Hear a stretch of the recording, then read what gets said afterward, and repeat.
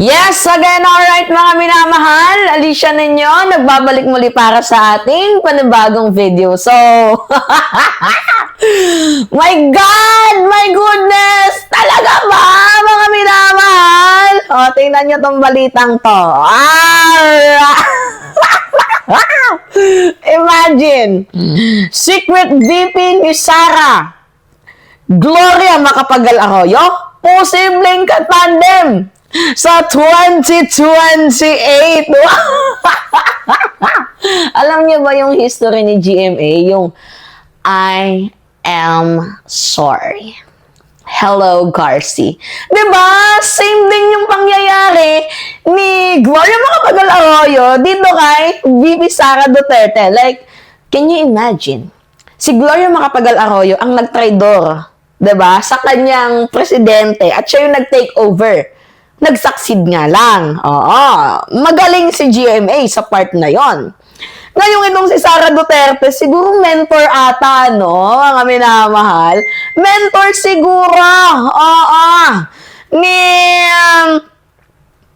VP Sara Duterte.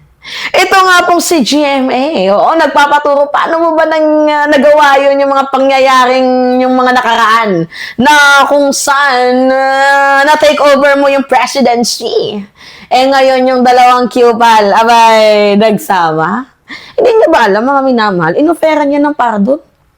Oo, ni former President Duterte, si Gloria Macapagal Arroyo, way back 2016, inoferan niya ng pardon. Dati naka-neck brace yan. Ngayon, tingnan niyo, hindi, di ba? Alam niyo naman yung mga Duterte, mga minamahal. Pansinin ninyo, lahat ng masasama, lahat ng nakukulong, lahat ng kriminal, pinapalaya. Diba? O, tingnan ninyo yung secret. Wow, naging secret pa ba yan? So, paano na si Marcoleta? Paano na po si Jaime Marcos? Paano na si Robin Hood Padilla? Ano yung mga comment dito, mga minamahal? Ano yung mga comment dito? Oy! Birds of the same feather flocks together. Comment yan dito, ah. Ano pang comment dito? Aha! Hello, Garci. I am sorry. Do you remember that, mga DDS? She's ex-convict. Convicted, mga minamahal. Yan yung napaka-solid na unitives. Solido, mga minamahal. Parehas mayroong issue sa corruption. Diba? And kagaya nga ng sinabi ko, remember what happened to the last president ni Gloria Macapagal Arroyo. Diba? Ano yung ginawa nila? Tinrabaho. Actually, partner in crimes. Siguro kung masasabi. Kasi si Sara, corrupt, di umano. Si Gloria din naman, convicted. Same feathers flocks together nga. Parehas ganit. May maboto pa kaya sa mga ganito? Paldo, pag ito yung kalaban. Pabayag ba kayo, mga minamahal? Parang feeling ko hindi naman ata makakatakbo si Sara Duterte. I think lang, I think mukhang hindi makakatakbo. Yang si VP Sara Duterte, dahil unang-una, malapit na po ang hearing. Malapit na po ang impeachment trial ni Vice President Sara Duterte. Sa sobrang lapit na nga po, March 16, mukhang kinakabahan na si Sara. Ang ginawa niya, nag-announce na tatakbo bilang presidente. Kaso wala ngang sumama sa kanya. Di ba, nag-announce siya ng pagiging presidente pero walang sumama bilang vice kasi ayaw ata sigurong masira, natatakot, na madamay sa kanyang issue. Diba? Gets ninyo? So, tatakbo siyang presidente, pero walang nagbibise. Pero siguro, may naglakas ng loob. Si GMA. Ano kaya nila? Ano naman kayang gagawin nila sa bansang Pilipinas, no? Itong si Gloria Macapagal Arroyo, sobrang ganid mo.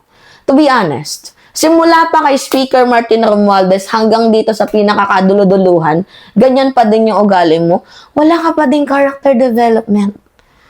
Kay Martin Romualdez, una pa lang gusto niya ng patalsikin.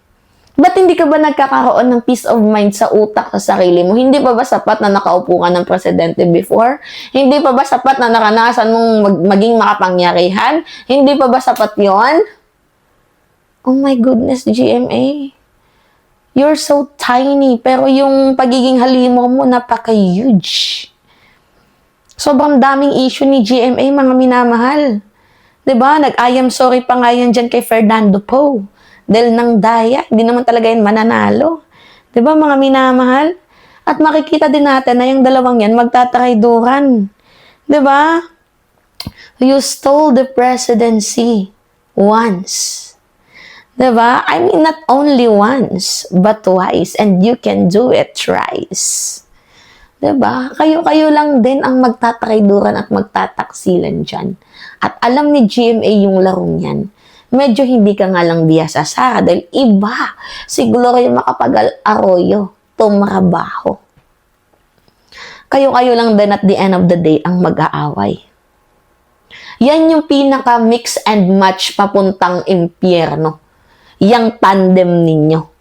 Parehas sakim, parehas kurap, perfect duo para pabagsakin ang bansang Pilipinas.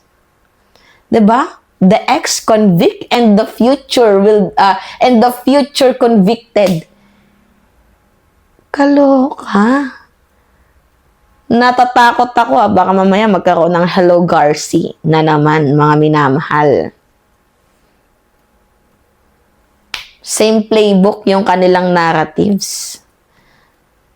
Yung kanilang trabaho. Remember, Arroyo replaced Estrada with the help of Manong Chavit. Same storyline.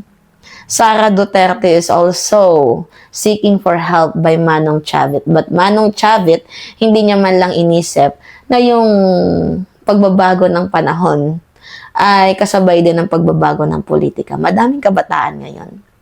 Even you use your millions or billions of money, mga kabataan, hindi mo na mauuto. Madami kaming matatalino. We are not supporting corrupt public officials. We are seeking for accountability, transparency, and good governance. If kung kaya nga lang magpatuloy ni Presidente hanggang at the end of my life, na nabubuhay ako, gugustuhin ko. Kesa maupo yung napakahalimaw, walang puso, puro revenge. Eh dito na lang ako sa isa, sa naglilingkod. Ngayon pa nga lamang na walang ginagawa si Sara Duterte, puro travel, puro pasikat, puro paninira. 'Di ba? Ngayon pa nga lamang na vice-presidente siya, how much more pag naging presidente yan. Ay, nako. The two that we fail to separate. Anyway, yeah, trip nila yan. Pagbigyan natin. Alright, mga minamahal. It's me again, Alicia Ninyo. Nagbabalik muli para sa ating panibagong video. It's me. Ingat, mga kababayan.